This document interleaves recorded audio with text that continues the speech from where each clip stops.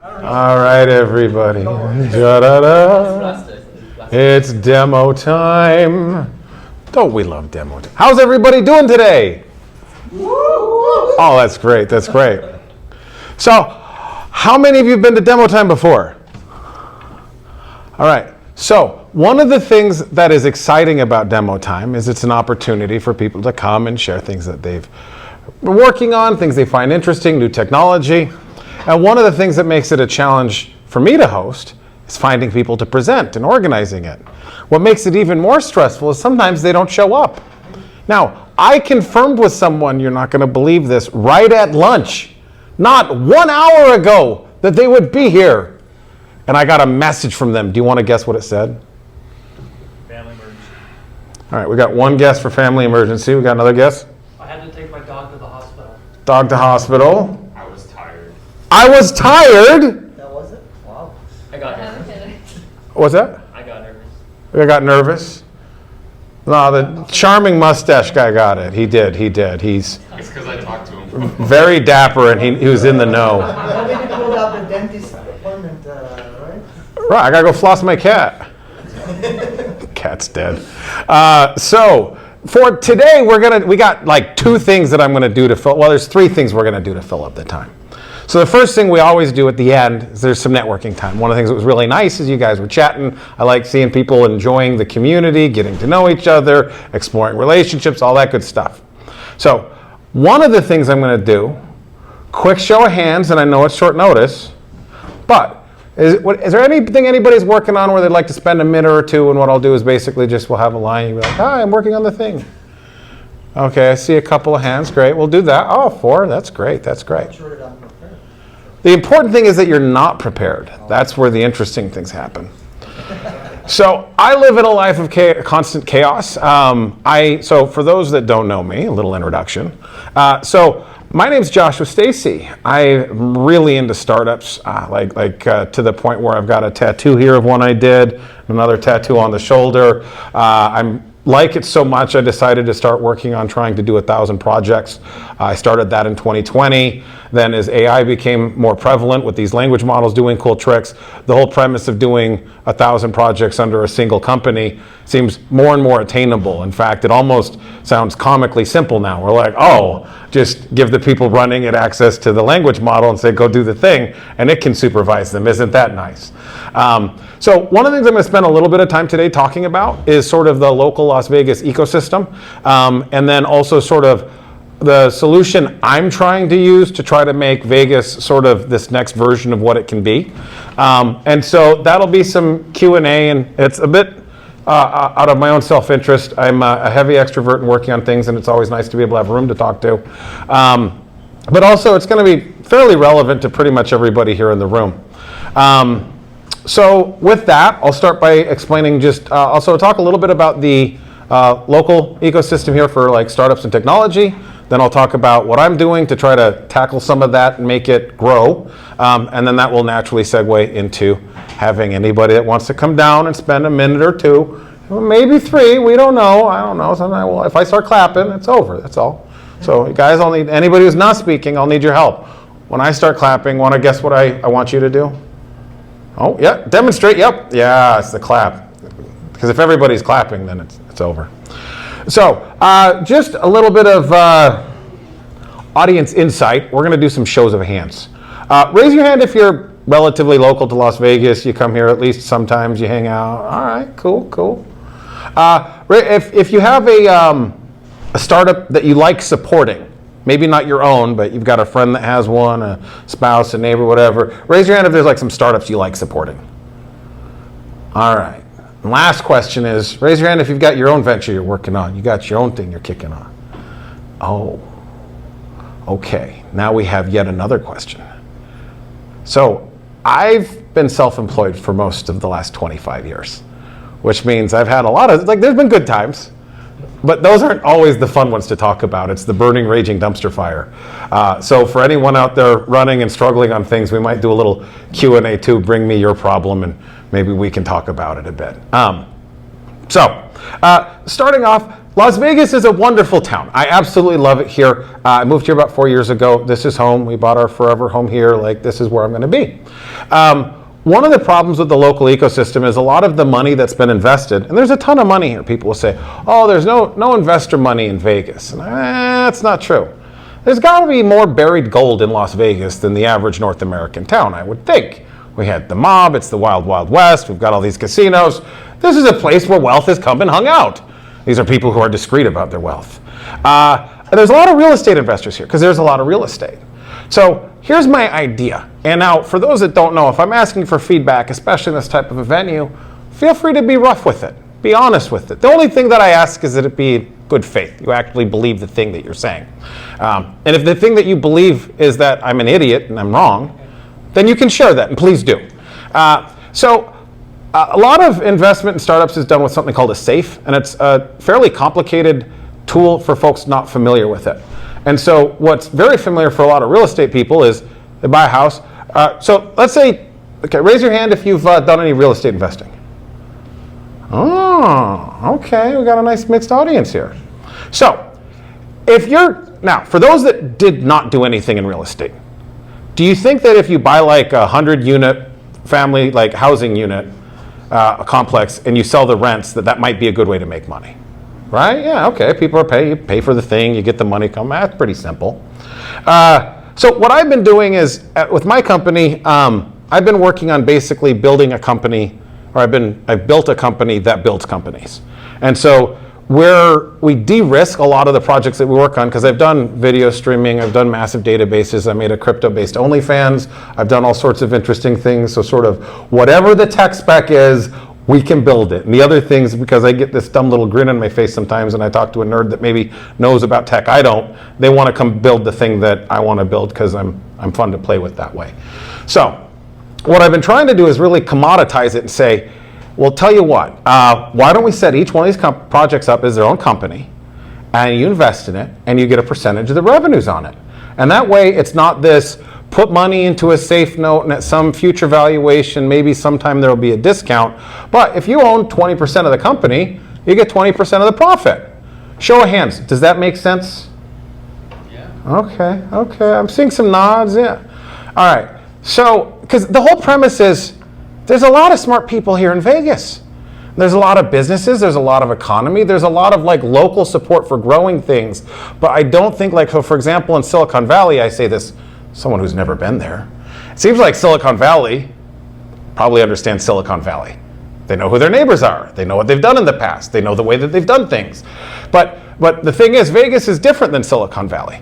Now, New York City, it's another beautiful town, or beautiful city. I love it. I was born in New York, not in the city, but I was born in the state of New York. And they got their own way of doing things there. In Austin, they got their own way. So as arrogant as this is, I'd like to try to convince the world, or at least the people in town, that the way to do things in Vegas is you actually get straight equity in early ventures, and it just is a simple transaction. You pay X amount of dollars, you get Y% of the company, here's how it goes, and now everybody's all on the same page. So,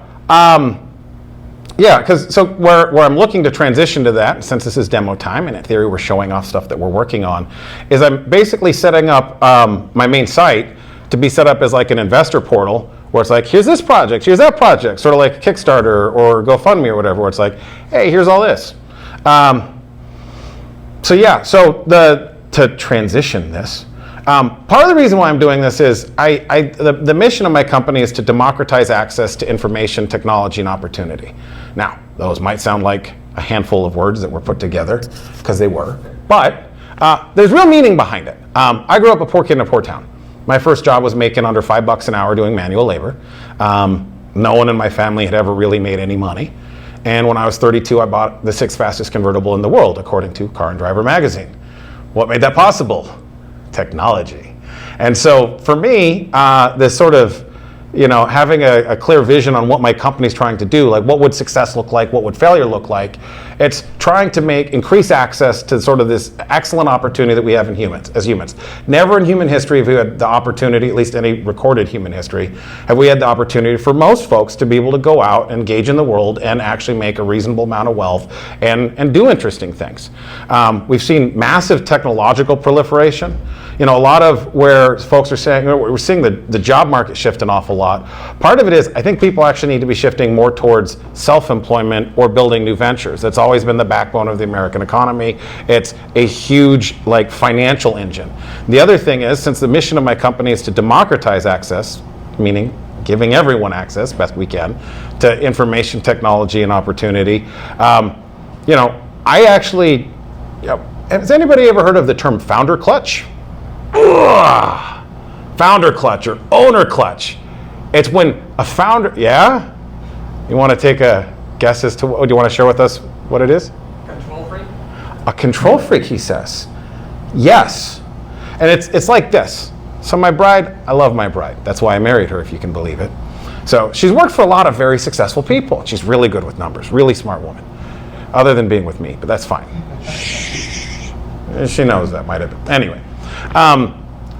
At every company she's been at, management has always been in a situation where they weren't willing to give up control. They couldn't let go of a thing. So you have employees that understand talking to the customer what's going on, or you might have staff working on a thing and they know what they need done, but they can't get the approval. Or imagine this, you're the owner and it's 10 at night, you want to go to bed or watch a movie or whatever the hell it is, but your staff needs something. You don't want to hold them up. So this concept of the clutch, I'm a founder, I'm an owner, I'm holding on to the thing. It really holds a lot of businesses back, and it holds a lot of good performers from being able to perform because they don't have the autonomy to perform. And so that's sort of the thesis on the 1,000 projects. I, as the CEO of my company, I care about making sure that the portfolio works really well, but because I have each of these compartmentalized, I can really hand it off to the teams and let them run it. Now, here's the thing. This is an experiment in letting go.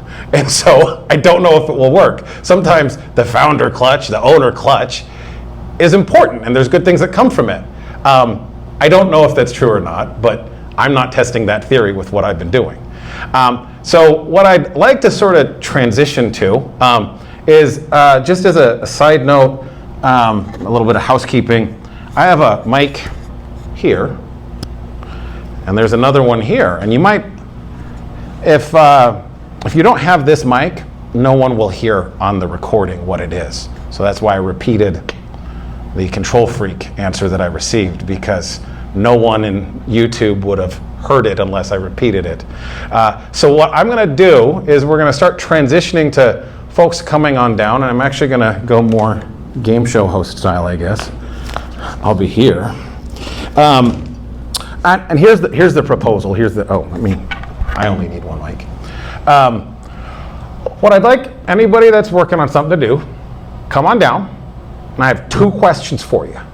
Question 1, do you think it's helpful to have the community support you? The answer to that is obviously yes, but the question is what does that support look like?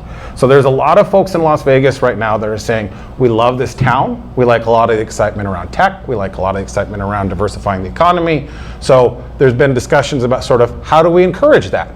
Sometimes it's just as simple as well, how do I get a business license? Or when do I know if I'm ready for investment, or things like that? Or sometimes it's a lot more specific and tactical. So I'm basically looking for anybody that comes down, brave enough. I don't bite. One is sort of what you're working on, just so that we can all know what each other's working on, And then 2 is sort of things that you're struggling with. Maybe we can give a little feedback, and also sort of mostly as an indicator well, what is it that the community could be doing to support people more? So with that, if anybody would like to come on down, Jacob. Round of applause for Jacob.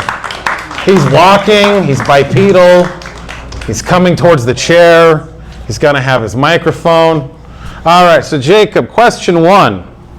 What are you working on? Lots of things, but the biggest one is a nonprofit internet service provider in Las Vegas. We're a 501c3 trying to build out a decentralized ISP that is completely separate from all corporate networks. Also deploy some nodes on Tor so that way your data is private, not sold to third parties, but also enabling everybody here that's making a startup access to something that is an additional item off your expense sheet. So optional donations to connect to the internet and a space to host your services while you're just starting up.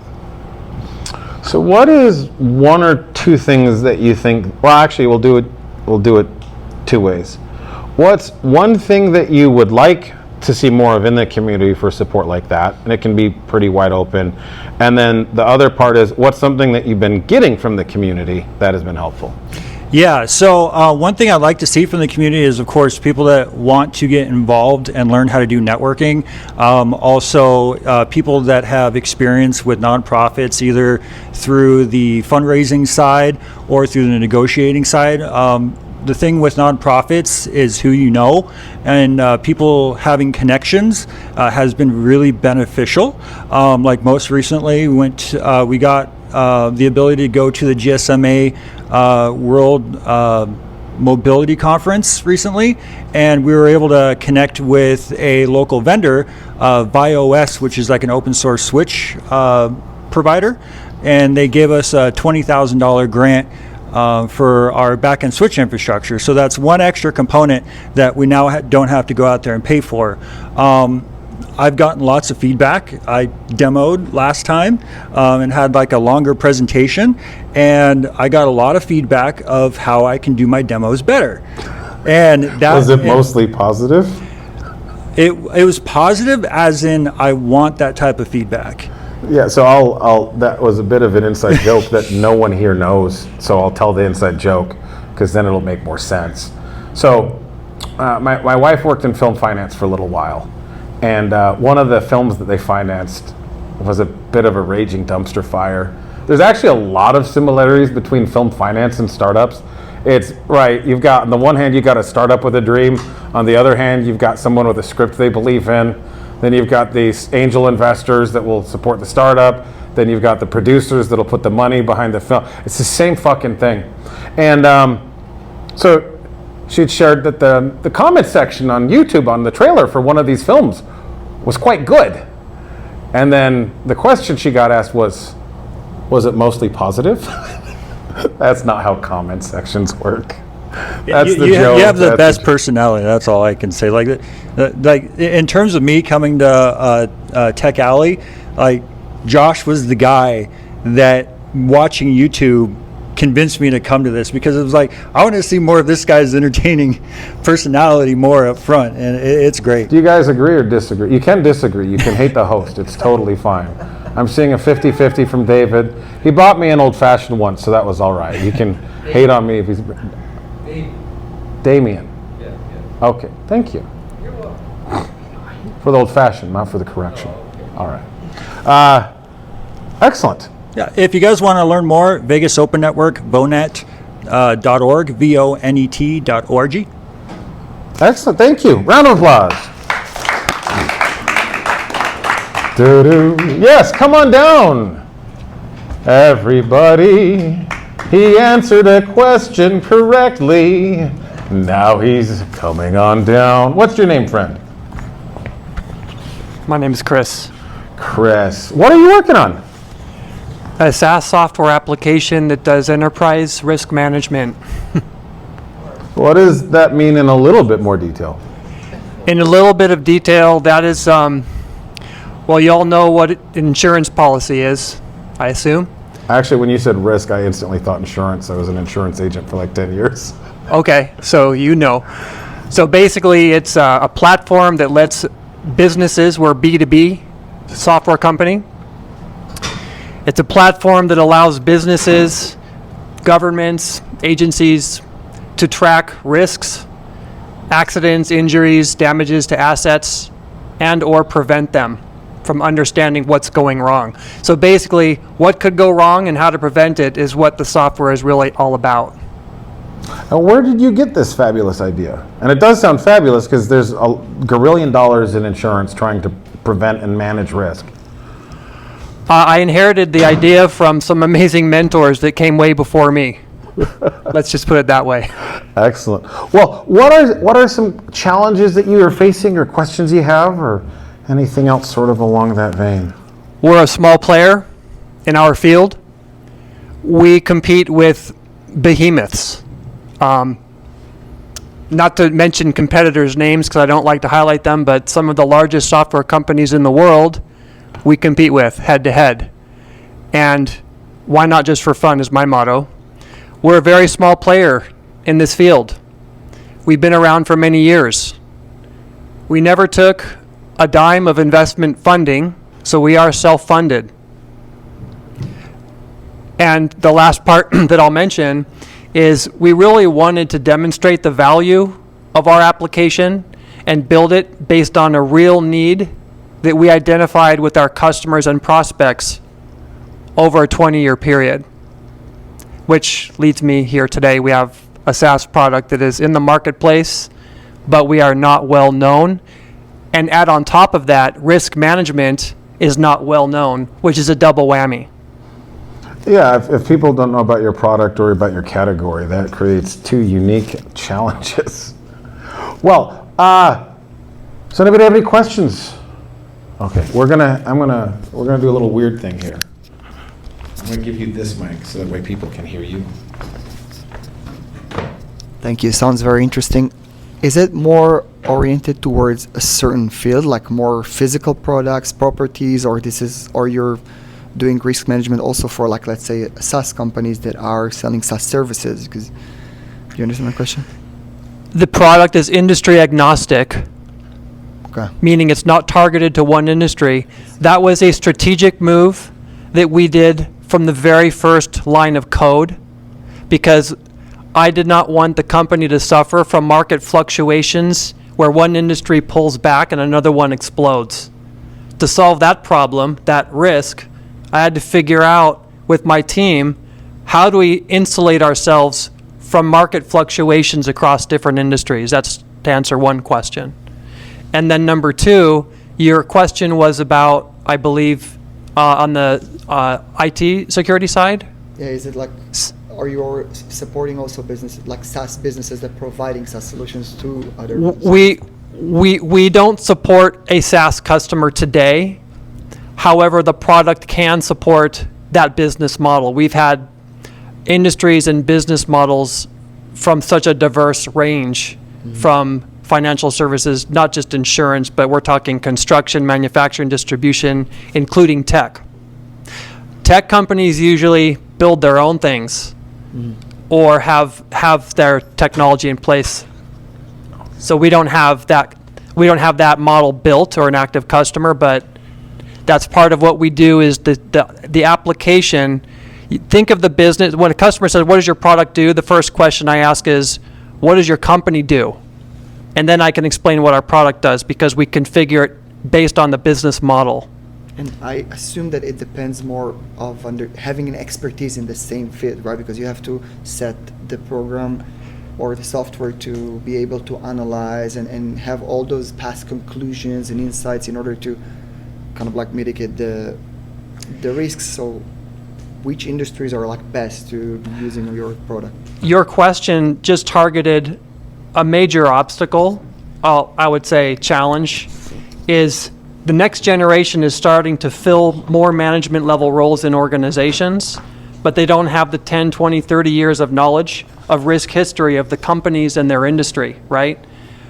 One thing that I have a history with going back in time was I was a software instructor for many years for a college in Northern California while building the company. I had the honor to work with our team to build the product while teaching software to the classroom environment, not our software. We're talking other software systems because we couldn't combine the two. In the process of doing that, I saw a tremendous opportunity to use a product as a way to actually build a community around doing good business. What's good business? Accountability, transparency, contracts that are met, standards that are upheld, and if they're not, then you have preventative measures to deal with that. So to answer your question, getting people involved who understand or want to go into the industry, that field, and training them and transferring knowledge is one of my strongest passions. Well, and to speak to the SaaS a bit, so since I don't know about your business, I'm going to talk about it. It's one of the cool things about me. A lot of times software companies don't have the same risk profile, and it's a part of why they're attractive as investments, because they've got less retail space. They've got less machinery, right? They've got a lot of these things that make insurance underwriters very concerned. They just don't have. And so part of the risk mitigation strategy is avoiding having the problem altogether. All right, well, let me ask you one final question. If the Las Vegas community could help you, and I do not have authority to speak for all of them, what type of help would be helpful? We are moving out of one comfort zone into what I would say is a discomfort zone. Yay! A discomfort zone means you don't know what's in front of you. But I will say that we are growing, and our product is growing. It's very mature, and we're getting more visibility as time goes on.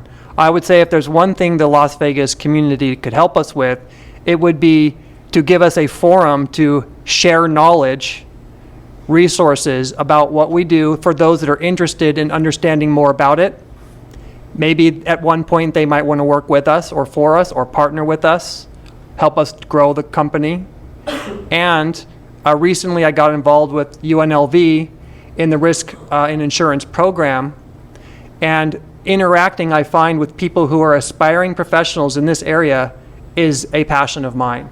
So that's one way the Las Vegas community could actually help, and to contribute ideas on how to take a product. And I always tell our team motto is, we don't sell, we educate. If you educate on the product and you share ideas, that goes a lot farther with a customer that can be on your books for 20 years than it is a hard sell and they don't really know what they're getting. We're more interested in the relationships that can come out of it. Excellent. All right, thank you a lot, man. Thanks for coming on down. Round of applause.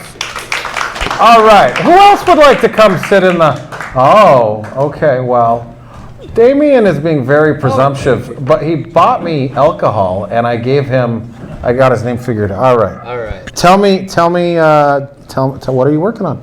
Well, basically, I just had this idea on Tuesday or Wednesday, and I'm hoping to get it up and running by next Tuesday or Wednesday. Anyways, I'm a real estate broker, by the way, and how you get your business is usually through referrals. Okay. Now, there's so many people here, there, everywhere that can give you a referral, but they don't. Why? Probably because you're not going to give them shit. Okay. So you're saying that people do not always act when it's not in their interest to act? I know, it sounds strange. Okay. Anyways, what I want to do what I'm going to do, since the lawyer gave its blessing, so, okay. You send me a referral. All right, well, you're going to be entered into a drawing to get a cash prize. So that's the gist of it. And I want to use technology to make it easier, but I'll probably just do it the simplest way so I can get it going by next Tuesday or Wednesday. Excellent. Well, what questions does anybody have? All right, Jacob. You're making me come on. You know that. No, you can't yell so loud that YouTube will hear without breaking our ears. There you go. How you explain it was that if someone is referred to you, instead of a referral bonus or fee, that's illegal. They're gonna get there's quite a few real estate agents in Vegas that do that, even if it is illegal or not. You think there's real estate agents doing something illegal? Hold up, you think there's someone in Las Vegas doing something illegal? Well, no, so some of the condo places, they're giving you like $300 referral fees, even if you're not a real estate agent. So the person gets entered into a lottery or Yeah, it's basic. If I'm here picking it up. Pick your name out of a hat kind of deal. Money. For cash prize. Throw a game of chance in it and it's fine. Nevada loves a game of chance. All right, my friend. All right. Well, thank you. All right. We had 3 other people. Oh, you. Oh, shit.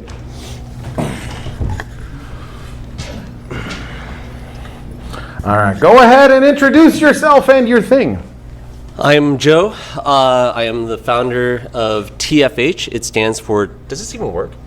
See, every time this happens, it does work, Okay, and it's good. working. It's transmitting to that magical Got it. camera. Yeah. So I'm the founder of TFH. It stands for Twerk From Home, and we turn exotic dancers into professional athletes by turning exotic dance into the next mainstream competitive sport. And so you can think of it as like sort of the UFC meets WWE meets American Idol meets Twitch meets OnlyFans. Meets Lingerie Football League. Kinda. But it's 100% non-nude, non-explicit, and our talent comes from all over the world, and they compete against each other to be the best. And so we started with twerking, and we're moving on to pole next, and then we'll also feature things like burlesque, heels, etc. Kind of came into being starting about 120 days ago. We launched it 30 days ago with our first championship tournament. We had 16 dancers from all over the world competing for a $10,000 cash prize. We pay a performance fee, a win bonus, and the audience is solely responsible for determining the winner through essentially tipping, and they keep those two. So this sounds like a lot of fun. Where did the competition happen? Online streamed. So it's streamed at TFH. We also multi-stream to YouTube, Twitch, and Rumble at the moment. All right, you've piqued my curiosity. Have you had any surprises on this yet? I think you start off with this assumption that X was the case, and you found out it is not the case. So many examples. But I would say that what we found was that it's essentially a game in a lot of ways, and so some of the competitors learned how to play that game and to leverage like certain things that maybe we hadn't thought of. I mean, in terms of like game development, people found bugs in the format and exploited them. So that was one thing that was really interesting. Yeah, no, it's so I'll share with you guys something I learned a while ago. There's a tattoo on my left shoulder of a company I built. Before I started that company, I did a survey. Supposed to do customer interviews, right? Figure out what people say. What I found out was people were completely nonsensical. I said, how much is 1,000 of the thing? I sold mailing and telemarketing lists. How much is 1,000 records worth? Oh, $100. How much is 5,000 worth? $400. How much is 10,000 worth? $500. How much is unlimited worth? $100. So 10,000 is a finite amount, and they thought it was worth 4 times more than an unlimited amount, and that was very bizarre to me. And they like finding loopholes when there's money involved too. Yeah, I mean it was an interesting experiment at first, and then we just kind of found it growing like 4x week over week. I mean, these are actual shows with hosts. I actually host them right now, and then we have like commentators, and it's ads, video packages, etc. It's a whole thing. Well, if you need any commentators, feel free to reach out to me anytime. What questions do we have about this wonderful enterprise?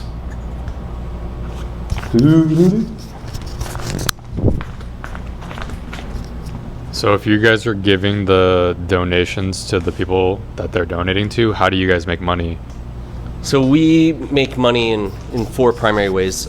So we have about a 50% take rate on the gifting, because we sell a virtual currency for them to then spend on those virtual gifts. And then we also earn money from sponsors, so like ads, content syndication partners, as well as iGaming. All right, who else has a question about this exciting opportunity?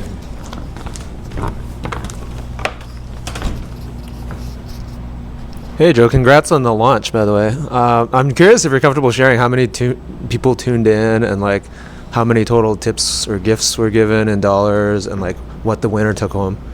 So we had many thousands. So we were around like 10,000 a week, and then and then we had 3 times the engagement of like Twitch and OnlyFans, typical tipping behavior per user per hour. All right. Well, is there anything that you think the Las Vegas community could or should be doing to help support entrepreneurs like you? I think this guy has a question. Okay. Well, my question first. Yeah, sure. We've heard from him. Yeah, I mean, tune in. We are now casting for pole dancers. In the last series, we had one twerker from Vegas. The rest were from places like Hungary, Spain, Germany, Finland, Venezuela, Colombia, Argentina, all over the U.S. As I mentioned, Vegas, L.A., Miami, Chicago, Phoenix. They came from all over.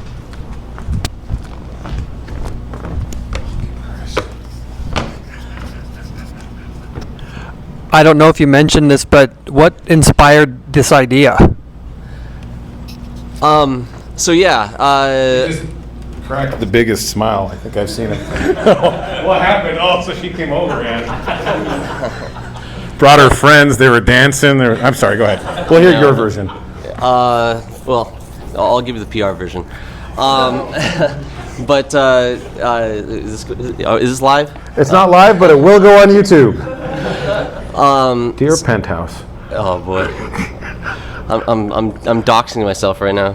You don't have to. No, that's fine. I mean, just as a quick background, my background's in product and growth at startups of all stages. Spent about 4 years in venture capital investing in fintech and enterprise SaaS companies at the seed stage, about 200 companies across 5 funds and a fund of funds. Left to start a fintech company, which was backed by Slow, GFC, 3KBC, YC, and like 60 others. Built that up to about $70 million in assets under administration, sold that to a $3 billion fund admin, moved to Vegas during COVID during that time to avoid taxes. Once here was just doing mostly angel investing and that sort of thing. And as I was kind of like, going around meeting people, was meeting a lot of people in industry.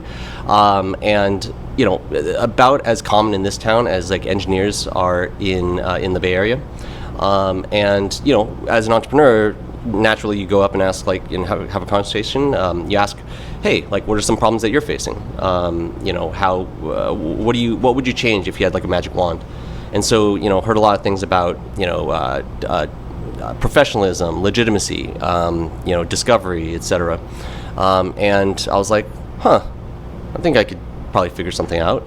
And then during COVID, during that time, I got really, really into the UFC, which is, of course, native to Vegas. That was something that was looked at as human cockfighting 20 years ago when they're, starting that up. And that had just as much stigma, and now it's like, super professional. Looking forward to tonight's main. But that was a formula that we were heavily inspired by. And so decided to leverage that to create sort of a professional promotion for this sort of thing, to professionalize and legitimize what we see as an actual like talent that takes a lot of work, a lot of years to practice and perfect. In other words, like try to figure out the most Vegas startup I could think of to build. My man. And you did a pretty damn good job. There might be a more Vegas-y startup, but that's top 5 fucking easy. There's just no question about it. I mean, alternative sports are kind of getting a lot of interest right now. We're probably all familiar with like the UFC or power slap or slap fighting in general. Another one is like Jiu-Jitsu, if anybody's seen that. My wife doesn't believe the slapping thing exists. I'm like, there's this thing. She goes, you get your face rearranged. Oh man, so I thought what? Are you guys familiar with the power slap? First of all, like, I'd love to be on the giving end of that sometime. Just fucking hold still. Oh yeah. But second, I saw one time somebody got hit, and you'd think it'd be easy. Slap on the cheek. Apparently they went a little too high and it got towards the eyes, and that can cause some real problems. All that to say, it's a skilled sport, apparently. Evidently, but I mean, as it gets more ridiculous, and I'll promote them here because I'm a fan, I'm a fan of the founders. Is a project called sperm racing. I'm sure there are some people in the room that have heard of this. And Isn't that how you get to the miracle of life? We're all the fastest swimmer. It is, believe it or not, sort of. They've modeled their racetrack after this, yes, but so yeah. I mean, they just closed another 10 million. We're going out to raise our next round now too. How much was their seed round? I'm sorry. In total, they're about 12 million in. 12 million in seed. Excellent. All right, round of applause for Joe. Thanks for coming on down. All right, now I gotta do the unpleasant host thing and look at the clock. Okay, we're doing. All right, I think. Let me ask you this. We got a little bit of time left. Does anybody have any sort of just general questions? Just do a little general Q. I think we had a nice little go of it here with these folks. Thanks to all of them for coming down. No? All right, we got one last person who wants to come on down to the hot seat now that we've got a flow for it. All right, you. He's a very cheerful man here. Very cheerful man. He's always smiling. I like that. All right, introduce yourself. Happiness is a choice. So I'm Victor. I'm a 2-time founder, small-time investor, but I actually want to talk about just like a fun thing that I'm doing here called Age Tech Connect Las Vegas. So I heard two things there, and only one of them is probably correct. I heard age tech and I heard edge tech. Which was it? Or was it a third I didn't even consider? Age. Age is in old or young. I'm also, by the way, just here to participate in the Joshua Stacy experience. Oh, how is it going so far? It's pretty cool. I had a good time with Joe. I like I'm the not going to lighting, lie. I'm yeah. excited. All right. So tell us about your age tech. Yeah, so Age Tech Connect Las Vegas, our mission is to bring... So first of all, let me define age tech. So it's basically everything that uses technology to make aging easier, better.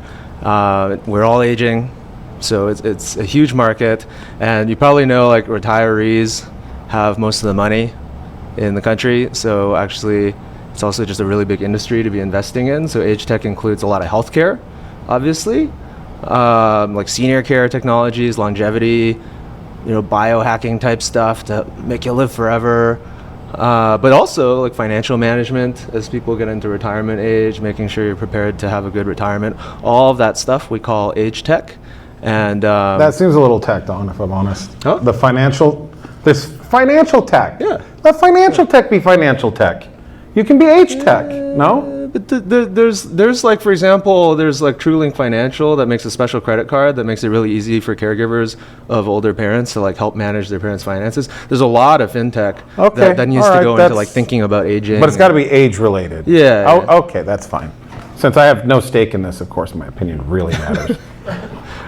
But yeah, so that's age tech, and basically we want to take all the age tech innovators all over the world and take advantage of the fact that this is the conference nexus of the world here in Las Vegas. And so, for example, there's I consider it to be the best healthcare innovation conference of the year called Health. It's spelled HLTH. It's happening starting tomorrow, actually, for a few days here in Vegas. And where is that? Is that the convention center? It's at the Venetian Expo. Oh, yeah. Fancy. So, it's a great event. And so all these people all over the world, with kind of a bias towards healthcare as far as age tech is concerned, is coming into this city. And Age Tech Las Vegas, overall our mission is to like take advantage of these. So not just this week, but also, for example, CES. So when the old people come here, we take advantage of them? I'm saying we take advantage of the innovation. The innovation. Yeah, to actually help the older people. To help them. So essentially, that's a plan too. It's our mission to take advantage of these like huge convenings of innovators that happen here, and not just kind of People just think of this as some like transient city. They're here for a few days, then they leave, bye bye. And there's no depth to the city. What we want is to bring people together, create connections between founders, investors, people interested in age tech, and the local age tech community. So like senior living communities here in Vegas, home care agencies here in Vegas, geriatric care managers here in Vegas. There's a lot of people in the age tech, even like financial managers here in Vegas. There's some of them here at Tech Alley. So people who can kind of serve older people here in Vegas, we want them to be kind of like the pilot sites and test beds for a lot of these innovations. And so people can start to think of Vegas as not just like, okay, we're here for a few days and then we're gone, but actually like run pilots here and like, oh, hey, Vegas is friendly to innovation. We can actually like deploy here, be successful, and basically make Vegas one of the best places to live out your golden years. Yeah, so one of the things I love about Vegas, so my dad's very Mormon, like very Mormon. And a while back, him and I were talking about the fact that I live in Las Vegas. And apparently since it's Sin City, he thinks it might not be the Lord's chosen town. And I said, no, Dad, that's fair. Because people there's two primary things I think blocking Vegas from becoming like a rock star economy. And that's not a shade to where it is now. One, it does have a reputation for debauchery. If you want to go drinking and gambling and whoring about and all that good stuff, yeah, you can do that all here. It's great. But also, the community, I was talking about earlier, they don't really invest in tech because they don't understand it. But they're learning, and some of them already know about it's like to be old. So maybe age tech's going to help us win them over with some of these things. Exactly. Excellent. All right. Any questions for our friend Victor here about age tech and taking advantage of people as they come in town? Hold up. They can't hear you on YouTube. Hi, YouTube. So what's the platform? Is this So website great question. So actually we're a local community of this global movement. So it actually started in Atlanta, Georgia. So the whole thing is called Age Tech Connect. There's one in every major city at this point in the US, including one in Toronto, Canada. So me and Toomey are the co-founders just in Vegas. And it's not really like a tech product or anything. So we have a LinkedIn group, we have a Luma calendar, you can look us up. And actually you're all invited to the Fremont Street crawl that I'm running tonight, 9 p.m. to midnight. So if you guys want to learn about the industry or anything like that, I already have about 60 people RSVP'd, so it's going to be a big crawl on Fremont Street. There's a lot of investors, a lot of startup founders, a lot of people interested. So if you're at all interested in getting in the space, if you guys are like engineers looking for work, there's a lot of startups looking for tech stuff to get done. Might be a good way to get into the industry. So that's kind of the whole movement, and this is happening in all the major cities in the U.S., San Francisco, New York, everywhere. So Age Tech is doing a pub crawl on Fremont Street from 9 p.m. to midnight about health. All right, cool. Yeah. Got another question. You can. I just realized that our events aren't like public on Luma, but if you look me up, Victor Wang on LinkedIn. If there's a lot of Victor Wangs, you go Victor Wang in Las Vegas, you'll see I've been posting about it. So there's the crawl tonight where everybody's invited. There's also kind of like a more exclusive event tomorrow if you're like in healthcare, if you're like actually an established person in healthcare. Please register for that tomorrow. That one has like 30 investors going. Yeah, I have a question. Are you building a age tech community, or you're building any specific products? So I work for a fitness watch brand. I was at SF Tech Week. So I saw some medical devices monitoring your hormone, monitor your sleep data. So are you building something specific, like a product or software or like a biometrics monitors or? Yeah, you might think that from the Age Tech Connect and the word connect, but we're just the community. We're just a movement trying to get people's attention focused on how we can use technology and innovation to help us all age better. Within this community, there's a ton of those types of companies. In fact, one of my favorite companies is called Toy Labs, and they turn your toilet into a biometric sensor. So they turn shit into gold. There was an episode of Scrubs about this. There was a whole Dr. Shitter or something like that, where basically you take the biomarkers, is a polite way of putting it. Yeah, you don't even have to. You know how they say data is AI gold? So yeah, so this guy called Vic, he's actually turning your shit into gold in the form Frictionless of data bio collection. data, and you don't have to wear anything. You just have to take a shit. So, fun fact, anyone here know what the German word, and it's only because you bring this up, I accept no accountability for this. Does anybody know what the German word for diarrhea is? It's Durchfall. Now, you might think, what does that mean? Now, fall, okay, fine. Durch, it means like through, like it's just falling through you. So, anyway, my German ancestry here. I like keeping the etymology of the language going along. But next time you're experiencing that, just think, is this falling through me? And then if so, then the Germans got it right. All right, Victor, round of applause for Victor. Thank you for coming on down. Thanks, everybody. All right, as promised, I was going to leave some time at the end for us to all say hi to each other. Now we know each other a little bit more. We've shared some jokes about, so far we've covered sperm racing jokes, toilet jokes. Got everything covered. There's really nothing left to do. So if anybody would like to present next month or any subsequent month about anything that you're doing, feel free to reach out to me. I'm Joshua Stacy on LinkedIn. I'm very easy to find. I do talk massive shit on LinkedIn, but I always welcome anyone that disagrees with me to join in, or if you agree with me, we can get the crew going. And so with that, thank you all for coming out, and a big round of applause for everybody for participating. Thank you, everyone. Now, go amongst yourselves or whatever. It's a free town.